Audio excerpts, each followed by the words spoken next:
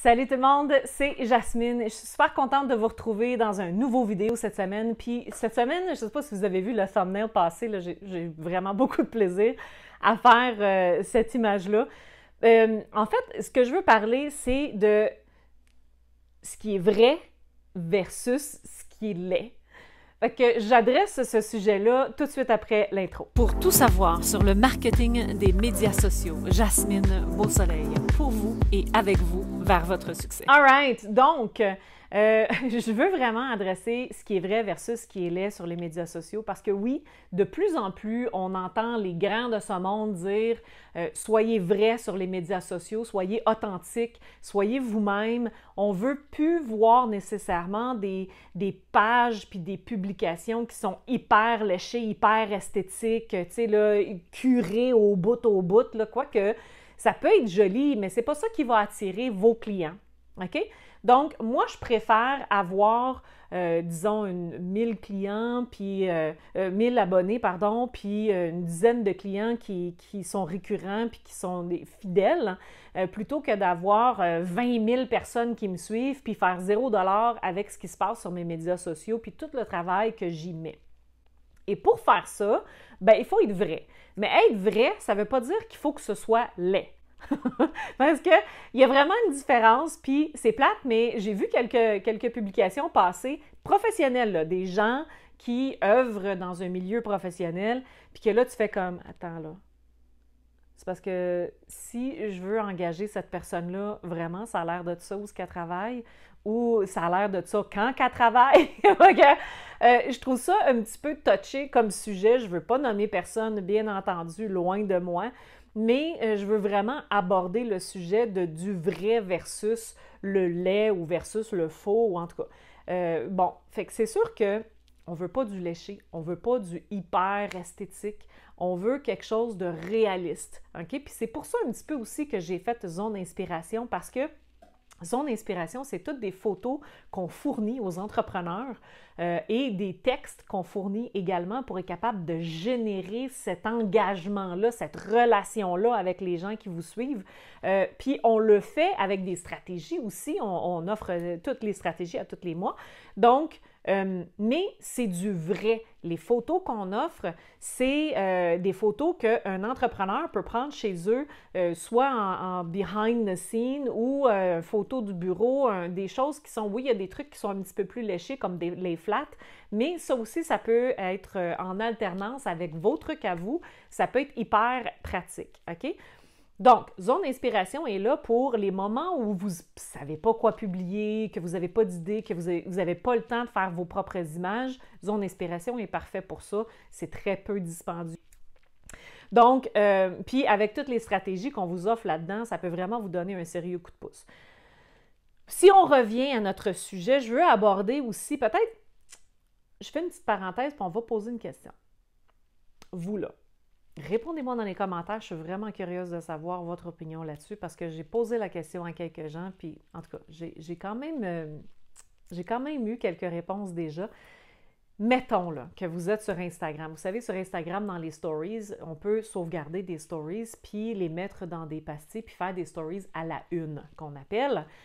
Donc, il y a des gens qui vont utiliser des petites pastilles. Alors, supposons que vous êtes une industrie, que vous faites du toilettage d'animaux ou que vous êtes portraitiste d'animaux. Ben, votre story à la une, ben, ça serait le fun de voir un vrai animal là, une photo que vous avez prise, puis de voir un vrai animal dans cette pastille-là. Plutôt que de voir quelque chose qui est sorti de Canva, une icône que vous avez mis là, que c'est un ananas. OK? Fait que, mais dites-moi là, est-ce que vous, là, vous êtes plus du type icône nonos ou vous êtes plus du type, ah, je veux voir le chien? OK? Puis moi, ce que j'ai eu, je serais vraiment curieuse pour savoir pour vous, mais moi, ce que j'ai eu de mon côté, c'était la majorité des gens que j'ai questionnés à ce sujet-là, bien, ils voulaient voir le vrai chien. Fait que tout ce qui est Canva, c'est super parce que c'est un outil extraordinaire qu'on peut se servir si on n'a pas vraiment d'habileté graphique ou qu'on n'a pas un graphiste qu'on peut avoir à la portée de la main. C'est vraiment un super outil pour être capable de se débrouiller. Par contre, Canva, il y a des gabarits là-dedans qui sont tellement utilisé qu'on voit tout de suite que c'est du Canva. Et puis, ça fait en sorte aussi que les algorithmes voient également que ça a été beaucoup trop utilisé. Et comme les algorithmes recherchent du contenu original, ben, ils ne montrent pas aussi at large, votre portée, les yeux que vous allez avoir sur votre publication vont être beaucoup moins nombreux que si c'était juste une photo que vous avez pris de votre côté puis que vous avez mis sur vos médias sociaux. C'est du vrai qu'on veut voir, pas du léché.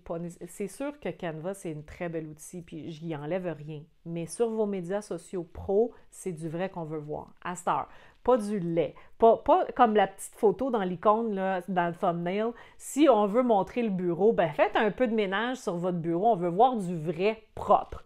Pas du vrai désordre sale, bordélique, OK? Donc, c'est ça. Par contre, il y a des moments où le bordélique va s'appliquer.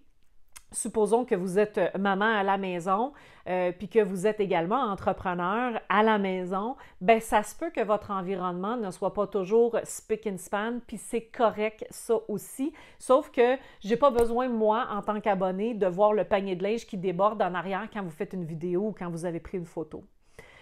Ou j'ai pas besoin de voir que vous travaillez en pyjama ou que vous portez un t-shirt trop long ou avec des trous tout tachés quand vous êtes au travail puis que vous n'avez pas de vidéo à faire. Donc, c'est toutes des choses comme ça que, oui, on veut voir du vrai, mais on ne veut pas voir du lait.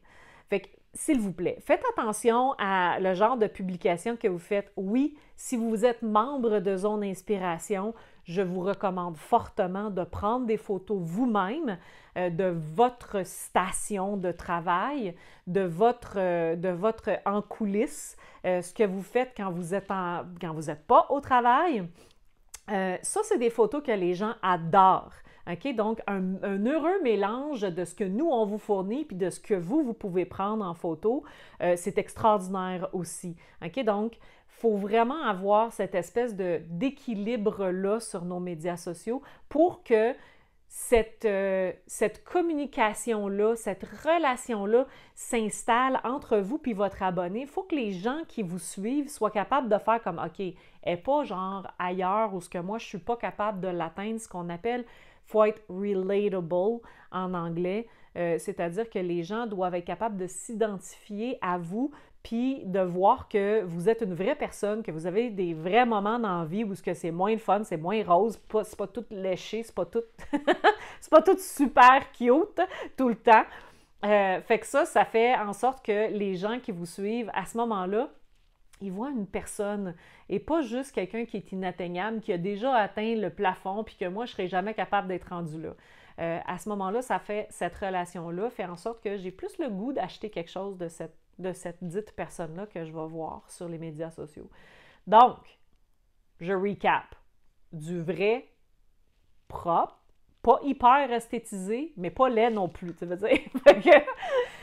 Puis du Canva, oui, mais vraiment, vraiment, là, aller piger dans les trucs là, qu'on ne voit pas souvent.